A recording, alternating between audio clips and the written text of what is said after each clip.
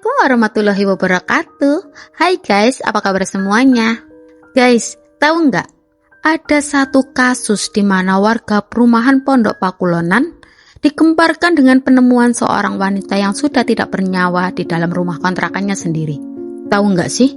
Yang bikin merindingnya ya guys, korban ditemukan dalam kondisi yang tidak wajar, dengan luka lebam di dalam tubuh dan wajahnya, dan yang lebih mengejutkannya lagi, pelaku dari kejadian ini tuh bukan orang asing, melainkan seseorang yang pernah sangat dekat dalam hidupnya. Kasus ini pun langsung menyita perhatian warga sekitar karena tangisan anak korban di tengah malam, suasana rumah yang mendadak mencekam, hingga terungkapnya fakta demi fakta yang perlahan mulai membuka tabir kejadian sebenarnya. Ya udah deh guys, nggak usah berlama-lama lagi intronya. Yuk bareng-bareng kita gas kasusnya bareng aku Ruth Fermiati di kisah True Crime.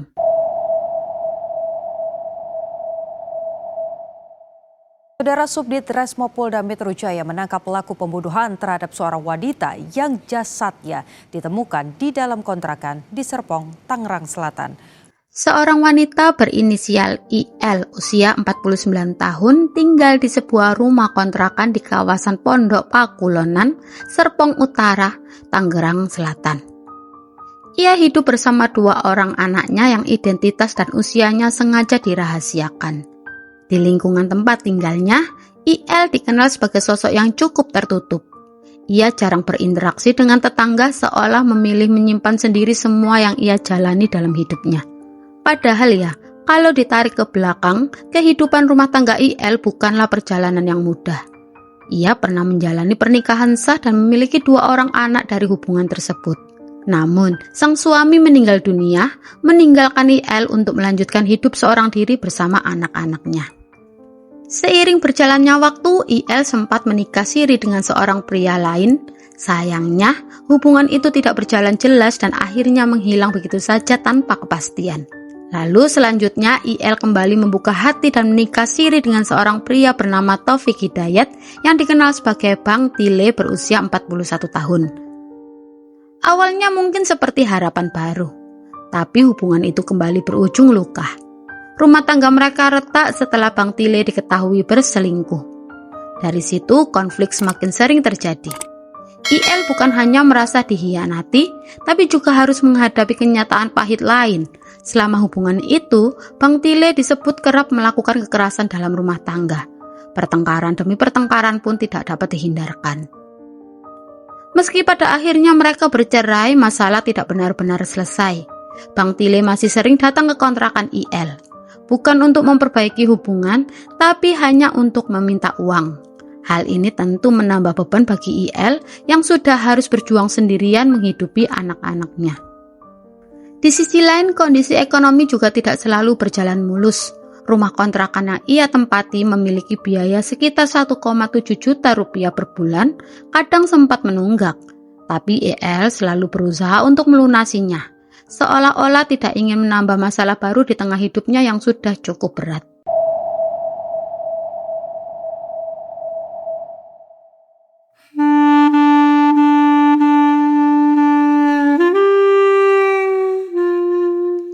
Pada Rabu malam, 15 April 2026, Bang Tile kembali lagi datang ke rumah kontrakan IL. Kedatangannya kali ini bukan tanpa alasan. Ia menagih janji yang sebelumnya pernah diucapkan IL dari penuturannya sendiri. Disebutkan bahwa IL memiliki sebuah rumah yang sedang dijual. Bang Tile mengklaim jika rumah itu laku, IL akan berjanji membuatkan sebuah rumah makan untuknya. Namun kebenaran soal hal itu belum bisa dipastikan. Percakapan yang awalnya soal janji itu perlahan berubah menjadi ketegangan. Adu mulut pun tak terhindarkan. Hingga akhirnya sekitar pukul 23.30 malam, IL dan Bang Tile keluar dari rumah, meninggalkan kedua anak IL yang masih terlelap tidur. Tidak diketahui pasti apa yang terjadi di luar sana selama 1 jam itu. Lalu sekitar pukul 00.30 tengah malam, tepat saat hari sudah berganti menjadi Kamis 16 April 2026, keduanya kembali ke rumah. Tapi suasana tidak juga mereda. Mereka masuk ke dalam kamar dan kembali terlibat cekcok yang lebih besar. Keributan itu sempat membuat kedua anak IL terbangun dari tidurnya. Dalam kondisi tegang, anak-anaknya sempat bertanya, "Ibu, kamu nggak apa-apa?" Justru Bang Tile menjawab singkat, mencoba menenangkan bahwa semuanya baik-baik saja. Namun setelah itu Bang Tile kembali masuk ke kamar. Pertengkaran kembali memuncak. Dalam emosi yang sudah tidak terkendali, IL lebih dulu menampar pipi kiri Bang Tile. Tindakan itu dibalas dengan kekerasan yang jauh lebih brutal. Bang Tile menjambak dan memukul balik wajah IL hingga wanita itu terjatuh. Dan tidak berhenti dari situ saja, dalam kondisi yang sudah di luar kendali, Bang Tile kemudian membekap mulut dan hidung IL. Tindakan itu membuat IL kehilangan nafas hingga akhirnya meregang nyawa di tempat. Setelah melihat IL sudah tidak lagi bergerak, situasi berubah dari emosi menjadi kepanikan. Bang Tile yang semula terlibat cekcok kini berhadapan dalam kenyataan pahit di depannya. Alih-alih meminta pertolongan, ia justru mengambil tindakan yang semakin memperburuk keadaan. Ia justru merampas perhiasan yang dikenakan IL berupa cincin dan gelang, lalu mencoba menutupi apa yang telah terjadi. Tubuh IL kemudian ditata sedemikian rupa di atas tempat tidur. Ia diberi bantal dan guling, disusun seolah-olah sedang tidur, seakan ingin menghilangkan kecurigaan siapapun yang melihatnya nanti. Setelah itu tanpa menoleh lagi, Bang Tile meninggalkan rumah kontrakannya tersebut. Ia pergi meninggalkan tubuh IL yang sudah tidak bernyawa.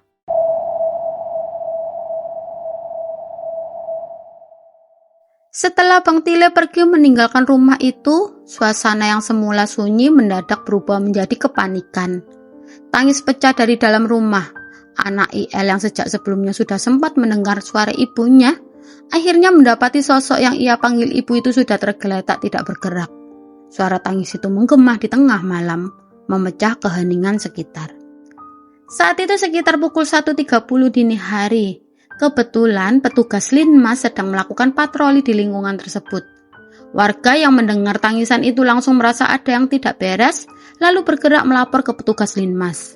Tanpa menunggu lama, petugas Linmas langsung menuju rumah ketua RT setempat. Laporan disampaikan cepat jika ada suara tangisan anak dari rumah EL yang mencurigakan. Pak RT bersama petugas Linmas kemudian segera mendatangi lokasi untuk memastikan keadaan. Namun saat mereka masuk dan melihat langsung ke dalam rumah, suasana mendadak hening. IL sudah dalam keadaan tidak bernyawa. Peristiwa itu langsung dilaporkan ke Polsek Serpong Utara. Mendapat laporan itu, polisi bergerak cepat. Tim langsung menuju lokasi bersama unit Inafis dan tim forensik. Sesampainya di tempat kejadian perkara, rumah langsung disterilkan dan diamankan dari warga yang mulai berdatangan.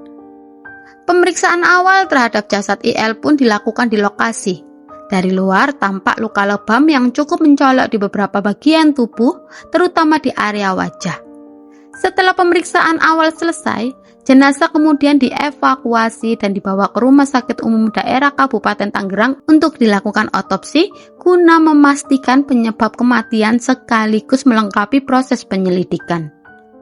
Polisi pun langsung melanjutkan penyelidikan.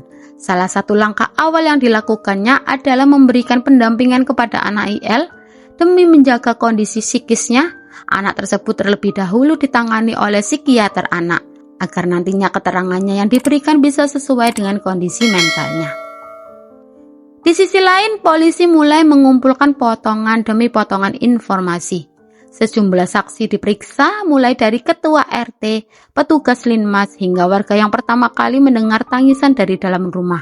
Tidak hanya itu saja ya guys, rekaman CCTV di area perumahan itu juga diperiksa. Dari situlah perlahan arah penyelidikan mulai mengerucut. Semua petunjuk seakan-akan menunjuk pada satu nama, yaitu mantan suami Siri IL, Taufik Hidayat alias Bang Tile. Di waktu yang hampir bersamaan, Bang Tile tengah berusaha melarikan diri. Dalam kondisi panik setelah menghabisi nyawa mantan istrinya, ia sempat menjual perhiasan milik EL yang sebelumnya ia rampas. Ia jual sekitar 1 juta rupiah yang kemudian digunakannya sebagai bekal pelarian. Namun pelarian Bang Tile tidak berlangsung lama. Polisi bergerak cepat setelah menetapkan Bang Tile sebagai tersangka.